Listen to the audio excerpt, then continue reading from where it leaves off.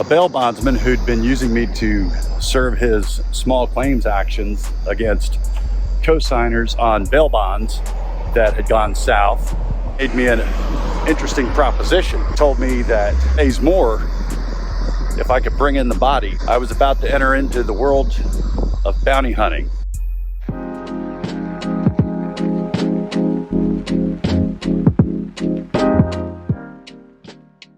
No mentor, no website. There were no YouTube videos telling you how to go about acting as a bounty hunter in Oklahoma. Just on-the-job training. So the bail bondsman explained to me that if I were able to recover bail jumper, the young lady on the $3,500 worth of charges, I would get 10% of that, $350. Her main charge was for prostitution. I think there was a minor possession charge, and paraphernalia, I think, was another charge. And I went about looking for her, having no idea how to track someone who jumped bail. I had spent several years as a skip tracer, so wasn't completely foreign to me, but it's different when you're out looking for an individual that has a price on their head. They know they have a price on their head.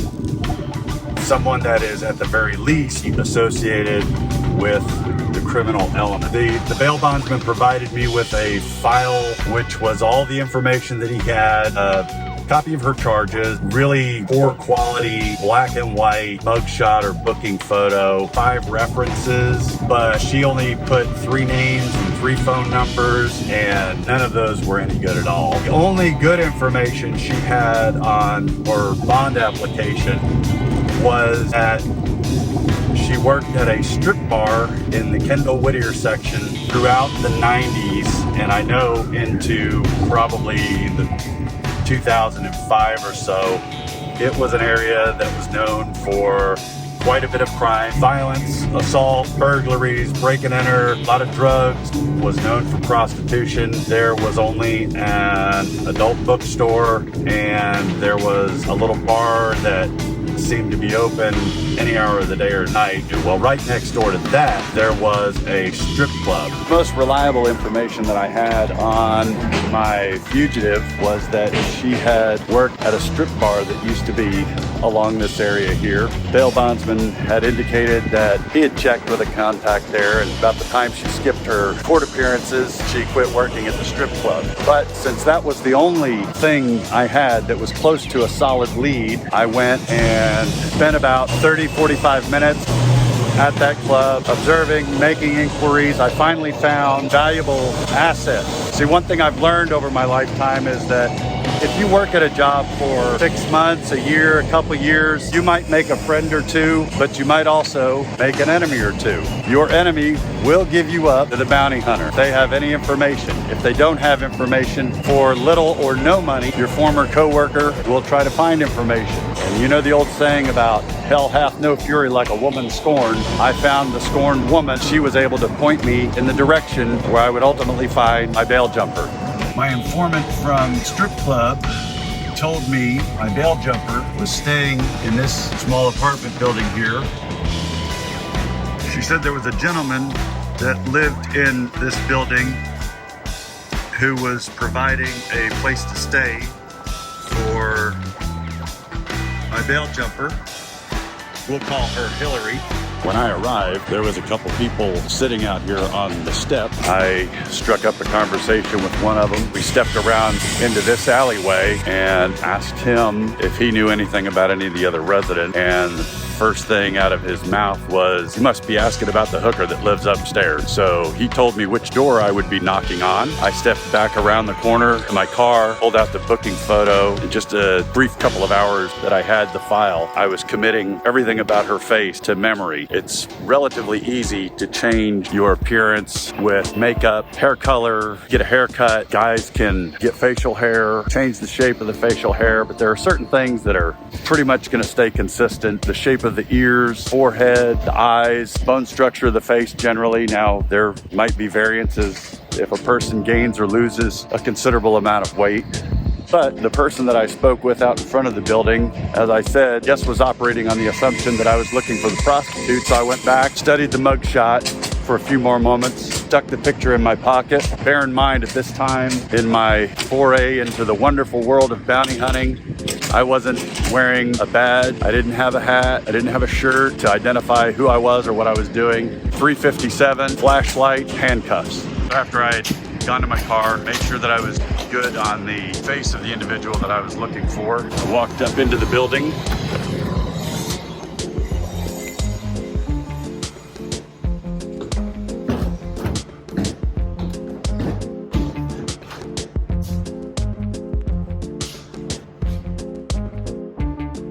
Knocked on that door right there. When I knocked on the door, female voice said, "Who is it?" I said, "It's Jimmy," because my experience, almost anyone will open a door for a guy named Jimmy. She doesn't say Jimmy who or anything. She opened the door and I was looking at her, and you've got to remember, first of all, it's my first time out bounty hunting. I'm by myself. No one knows where the hell I am, what I'm doing. Family just knows I'm out working. I'm standing there and I'm looking at her and I'm just thinking, well, I'm not 100% sure this is the right person, but you know, looks pretty close. She invites me into the apartment, and I stepped part of the way in and used my size 13 combat boot to keep the door somewhat ajar so that it couldn't be closed all the way. And then I had my shoulder positioned in such a way that it would be more difficult if she decided to try and break free and run past me and get out the door. It would be more difficult to do so. So she looks at me and she goes, "Hey, you look kind of familiar." I said, "Well, you may have seen me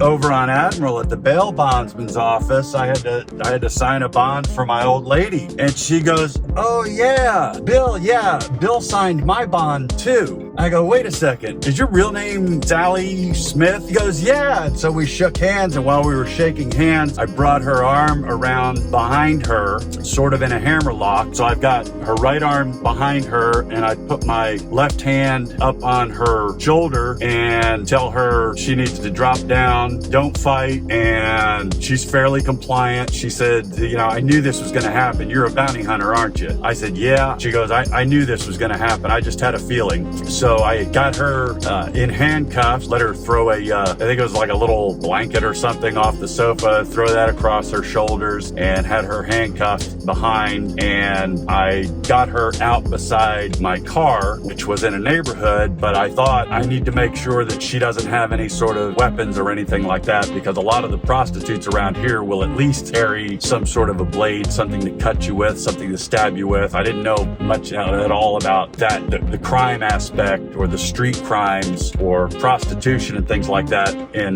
Tulsa. Wait till we got out to the car, and I did a very quick pat, not too invasive, and sat her in the passenger seat of the car. I thought, man, I need to make sure. In those days, cameras weren't everywhere. You know, I didn't have a cell phone that took pictures, or it took pictures. I just wasn't very good with it. I thought, man, it's just a guy and a woman, and she's from the street. She could make any kind of an accusation. So we pulled over into this parking lot. Again, the apartment where I found her is literally maybe 3 blocks away from the strip club where she had worked. And there's a grocery store here now, a little supermarket. At the time, there was some other sort of a store here, big parking lot. There was usually a lot of people coming and going. So I thought I need to pull over into that parking lot. That way there's plenty of witnesses that will at least be able to say, if someone made an accusation, they would be able to say, "No, we didn't see anything or hear anything at all like that." So I called a buddy of mine and told him what I was doing, and he laughed. He thought it was hilarious. He goes, "Well, what do you need me to do?" I said, "Well, is your wife at home?" He goes, "Yeah." I said, "Well, can you guys come over here?" They only live 6 or 7 miles away. I said, "Can you guys come over here to this parking lot, because I need to make sure that she doesn't have any sort of weapons or anything like that on her." So he and his wife came over, and his wife had worked in a jail many years prior, so she had an idea of how to do a quick, more thorough but less invasive search than I would be comfortable doing on a woman, since I'm a guy. So she came over, didn't find anything. They're like, "Well, what do you do with her now?" I said, "Hell, I don't know. The bail bondsman just said, you know, see if you can go out and get her." And I had no idea what the hell I was supposed to do with her. So they hung out in the parking lot. I called the bail bondsman, and I guess now, I don't know, probably 10 or 11 o'clock at night. So I get the bail bondsman on the phone. I say, hey, Bill, I got your girl. He goes, what girl? I said, the Hillary, the girl you gave me that file this afternoon. He goes, you did not. I said, yeah, she's sitting in my car. We're in this parking lot just a couple blocks away from the old strip club where she used to work. He goes, you gotta be kidding me.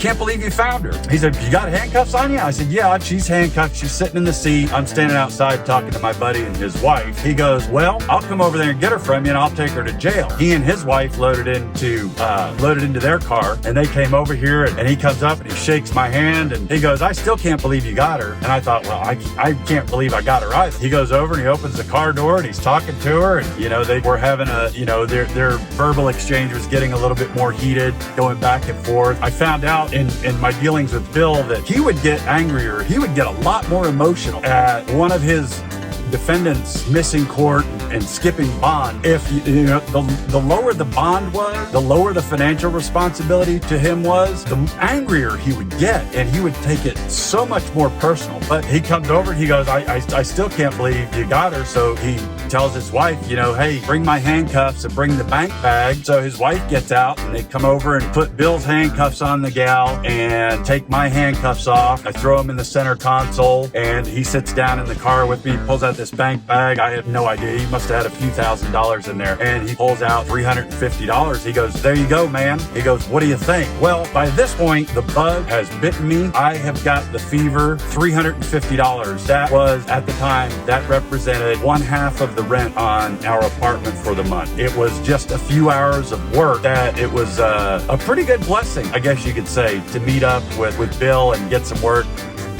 from him. And we had a pretty lengthy, pretty fruitful relationship over the next several years. But I was just tickled pink. He handed me $350 cash. He and his wife had the gal in their vehicle, and they took her and booked her into the Tulsa County Jail. And my buddy and his wife, there was a all-night diner nearby. So we went in there and had coffee, a celebratory meal. And that's how that worked. Normally, when a guy picks up a prostitute, guy is giving money away. In this case, I picked up a prostitute and was given money for doing so. That was the first of many. This has been one of my mostly true stories.